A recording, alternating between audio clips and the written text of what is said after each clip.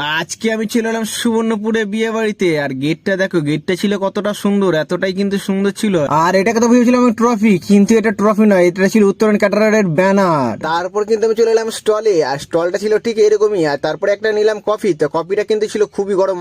আর আজকে ছিল প্রচন্ড ঠান্ডা, ঠান্ডার মধ্যে চলে এলাম কিন্তু একটু আইসক্রিম দিতে, সবাইকে কিন্তু একটু আইসক্রিম দিয়ে দিলাম। তারপরে এই কাকা দেখো, আর কাকা তো পকোড়া তুলে হাতে নিয়ে নিল, আর আমি কিন্তু খুন্তিটা নিয়ে হাতে চিকেনটা করে ফেললাম কিন্তু রান্না তার সাথে সাথে। আর এদিকে যেহেতু ব্যাচটা কিন্তু চালু হবে, সেহেতু কিন্তু সমস্ত টেবিলে কিন্তু প্লেট গুলো দিয়ে দিলাম। আর এদিকে আমাদের হিরামন ভাই কিন্তু প্লেটে প্লেটে দিল কিন্তু সবুজ কলা পাতা তার সাথে সাথে।